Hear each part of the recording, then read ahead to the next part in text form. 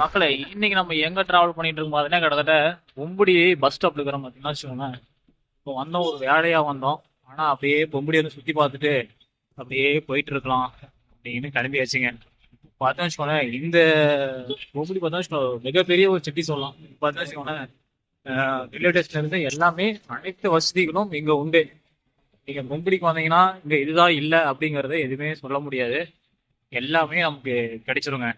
அந்த அளவுக்கு ஒரு ஒர்த்தான சிட்டி, அதாவது பொம்புடி சிட்டி அப்படின்னு சொல்லலாம். இங்க பாருங்க, இதான் வந்து பொம்புடியோடைய ரயில்வே ஸ்டேஷனு. இந்த ரயில்வே ஸ்டேஷன் வந்து வச்சுக்கோங்களேன், டெல்லி ஆகட்டும், பாம்பே ஆகட்டும், சென்னை ஆகட்டும், இன்னும் எக்ஸ்ட்ரா எல்லா ஊருக்கும் இங்க வந்தீங்கன்னா இந்த ரயில நீங்க டிராவல் பண்ணலாம் அப்படி சொல்றாங்க. டிராவல் பண்ணும்போது அந்த ரயில் போகும்போது பார்த்தா வச்சுக்கோங்களேன், எப்படி சொல்றது, வேற லெவலா இருக்கும். அது போகும்போது அந்த டிராவல் மலை நிறைய அந்த மலைகள் அப்புறமேட்டுக்கு நிறைய அந்த நீர்வீழ்ச்சி எல்லாம் பார்க்க செம்மையா இருக்கும். நீங்க மறக்காம அந்த மாதிரிலாம் டிராவல் பண்ணி பாருங்க எப்படி இருக்கு அப்படின்ட்டு. இப்ப பாருங்க மக்களே, லைர் எப்படி போயிட்டு இருக்கு பாருங்க. இப்பதான் ரயில்வே ஸ்டேஷன் பத்தி பேசிட்டு இருந்தேன் கொஞ்ச நேரத்துக்கு முன்னாடி. என்ன ஸ்பீடு பாருங்க, ஹை ஸ்பீடு போயிட்டு இருக்கு, வேற லெவலுங்க. தண்ணி அமைக்கிற மட்டும் பாருங்க, ரயில் போய் பிடிச்சி பாருங்க, சரியான ஸ்பீடு. பாத்தீங்கன்னா வச்சுக்கோங்களேன், அது வந்து கேரளா எக்ஸ்பிரஸ் நினைக்கிறேன். நாம முன்னாடி பார்த்தோம், இப்போ வந்து பேக் சைட்ல அந்த ரயில்வே ஸ்டேஷன் பார்க்க போறோம் பாருங்க, வேற லெவலா இருக்கு. அதுவும் பாத்தீங்கன்னா வச்சுக்கோங்களேன், ஒரு சிம்பிளான சிட்டி மட்டும்தான் அது, பெரிய லெவல்ல சிட்டி எல்லாம் கிடையாது. கிட்டத்தட்ட ஒரு கோயம்புத்தூர், ஒரு சென்னை அந்த மாதிரிலாம் கிடையாது. இருந்தாலையும் அந்த சின்ன சிட்டிக்குள்ளேயே நிறைய விஷயங்கள், அதாவது ஒன்னு ரெண்டு கிடையாது, பயங்கரமான விஷயங்கள், மக்களுக்கு தேவையான பூர்த்திக்கு தேவையான அனைத்து இதுவும் நம்ம அந்த பொம்படியில இருக்கு பார்த்துக்கோங்க. வச்சுக்கோங்களேன், இன்னும் அங்க வந்து ஒரு பிளைட் வசதி மட்டும் தான் கிடையாது. இது எல்லா வசதியும் உண்டு. அப்படி பார்த்தோம்னு வச்சுக்கோங்களேன், அந்த பொம்படி விட்டு அவுட்ரு வெளியே வந்தோம்னா நல்லா அப்படி இயற்கையான அப்படி அந்த பசுமையான இடங்கள் பாருங்க. இந்த தென்னை மரத்தோப்பு பார்க்கறதுக்கு அப்படி ஒரு அட்டகாசமா இருக்கு பாருங்க. அதுவும் இந்த கரெக்டா மணி ஷார்ப்பா ஒரு 10 o'clock நாங்க டிராவல் பண்ண ஆரம்பிச்சோம்.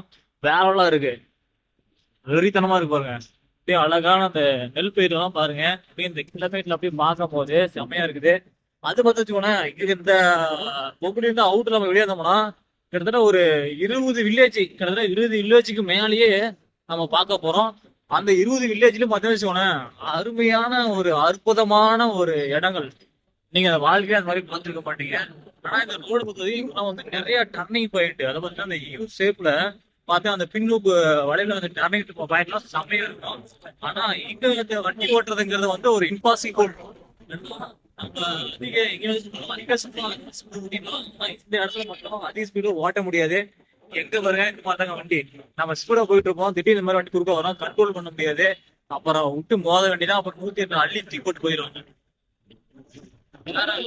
செம்மையா இருக்கு அந்த இயற்கை படம், சரி செம்மையா இருக்கு. அது மட்டும் இல்லாம தான் இங்க அப்படியே அந்த பாருங்க, லெஃப்ட் சைட்ல பாருங்க, அப்படியே அழகான அப்படியே அந்த நெல் பயிர், இந்த தென்னந்தோப்பு இடையில செம்மையா இருப்பாரு மக்களே.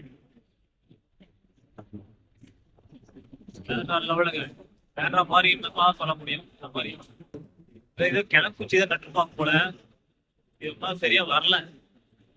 எல்லாம் கட்ட பாருங்க, நெல் பயிர் நடந்தாங்க. அந்த கைட் சைடு உழவு ஊட்டிலாம் வச்சிருக்காங்க, ரெடியா வச்சிருக்காங்க. நான் வந்து அடுத்து வந்து இன்னொரு 2 3 நாள் கண்டிப்பா இல்ல நாத்து நட்டுவாங்க நினைக்கிறேன் நெல்லு.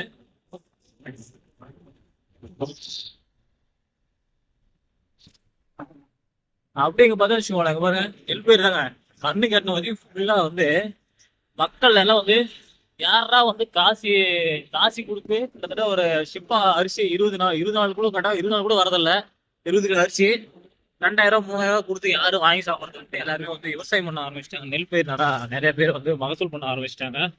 எங்க வந்தாலும் கண்ணு கட்டவதையும் சொத்துறவதையும் பார்த்தா நெல் பயிர் தாங்க. பாராட்டு விஷயம் தான் சொல்லலாம். ஏன்னா இப்பயாவது மக்களுக்கு கொஞ்சம் அறிவு வந்திருக்கு இல்லைங்களா.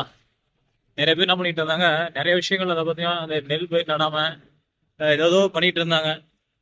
கடையில காசு கொடுத்து, வீணாமா காசை கொடுத்து 2000 3000 காசை கொடுத்து சிப்ப அரிசி வாங்கி சாப்பிட்டு இருந்தாங்க. இப்பதான் யாரா நல்லா வாங்கி சாப்பிடுறதா அப்படின்ட்டு அவங்களுக்கும் ஒரு இது வந்திருக்கு போல. அப்படியே வாழைத்தோப்பு அவங்களுக்கு, அதாவது இந்த வில்லேஜ் பார்த்தா வச்சுக்கோங்களேன், அவங்களுக்கு என்னென்ன தேவையோ அதெல்லாம் வந்து அவங்க நிலத்துலயே வந்து எடுத்துக்கிறாங்க. காய்கறி ஆகட்டும், நெல் ஆகட்டும், இந்த மாதிரி எக்ஸ்ட்ரா விஷயங்கள் எல்லாம் ஆகட்டும். மீதி பத்தாவதுக்கு மட்டும்தான் இந்த டவுனுக்கு போவாங்க. என்ன வச்சுக்கோங்களேன், சில விஷயங்கள் ஏதாவது துணி ஆகட்டும், மெடிக்கல் செலவு அந்த மாதிரி மட்டும் தான் போவாங்க. அதுலயும் வந்து 100க்கு வந்து ஒரு 50% கம்மி தாங்க. ரொம்ப ரேர் தான் அதிகம் போற பேரு. அடுத்து பார்த்தீங்கன்னு வச்சுக்கோங்களேன், ஒரு முக்கியமான இடங்க. அதாவது நம்ம தமிழ்நாட்டு மக்களே வந்து கெடுக்கக்கூடிய ஒரு சாம்ராஜ்யம் அப்படின்னு பார்த்தீங்கன்னு வச்சுக்கோங்களேன், டாஸ்மாக் சாம்ராஜ்யங்க. ஆமா, நம்ம டாஸ்மாக் சாம்ராஜ்யமா போயிட்டு இருக்கிறோம். வண்டி அப்படியே அது பக்கம் தான் ஊர்ந்து போயிட்டு இருக்கு. இன்னைக்கு காலகட்டத்தில் பார்த்தீங்கன்னு வச்சுக்கோங்களேன், சிறுசுல இருந்து, அதாவது 20 வயசு கூட தேவையில்லை, 10 வயசுன்னு வச்சுக்கோங்களேன், 10 வயசுல இருந்து 60-70 வயசு வரைக்கும் இந்த கடைக்கு கால் எடுத்து வைக்காத யாருமே இருக்க மாட்டாங்க, பிடிக்காதவங்க இன்னும் இருக்க மாட்டாங்க. இங்க பாருங்க, இதுதாங்க அந்த டாஸ்மாக், அதாவது சாம்ராஜ்யம். இதான் பார்த்துவாங்க, இதுதான் அந்த டாஸ்மாக் கடை. அந்த கடையை நம்பி பார்த்தோம்னு வச்சுக்கோங்களேன், எங்க பாருங்க அந்த ரோட்டு வாரத்துல எத்தனை கடை இருக்கு பாருங்க. கிட்டத்தட்ட இப்பதான் அந்த கடை இதை ஓப்பன் பண்ணிருக்காங்க போல. நகர் சீட்லாம் புதுசா இருக்கு. கிட்டத்தட்ட 4-5 கடை இந்த லைன்லயே மட்டும். அந்த அளவுக்கு பாருங்க. இந்த கடையை நம்பி இவ்வளவு கூட்டமா அப்படிங்கறத வாய போனதான் இருக்கு. ஆனா அந்த சரக்கை நம்பி அந்த சரக்கால எத்தனை குடும்பம் வந்து சீரழிது, எத்தனை குடும்பம் வந்து நடுத்தோர் நிக்குது அப்படிங்கிறது யாருக்குமே அது கண்ணுக்கே தென்படாதுங்க. இதெல்லாம் மக்காச்சோளம். இதெல்லாம் வந்து பாருங்க, இதெல்லாம் வந்து சோளத்துன்னு சொல்லுவாங்க இல்லையா, அதாங்க. எல்லாம் பசுமையா இருக்கு, பாக்குறதுக்கு வேலைலாம் இருக்கு. அப்படியே போயிட்டு இருக்கோம். இதெல்லாம் வந்து சிக்கு மாடு, கறவை மாடெல்லாம் ஒரு வீட்டுக்கு வந்து வச்சுக்கலாம். இப்ப வந்து சர்வசாதாரணமா வந்து வில்லேஜ் மக்கள் வந்து எல்லாருமே ஒரு 4-5 கறவை மாடு வச்சிருக்காங்க. 1-2 கிடையாது, 4-5 கறவை மாடு.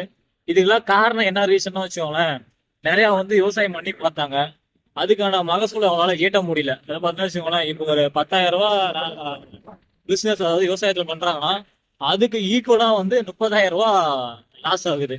அதுக்கு அதாவது மருந்து கூலி, செலவு கூலி எல்லாம் பாத்தீங்கன்னா 30,000 ரூபாய்க்கு மேல வந்துருது. ஆனா லாபம் பார்த்தா வச்சுக்கோங்களேன் கம்மியா தான் கிடைக்கும்.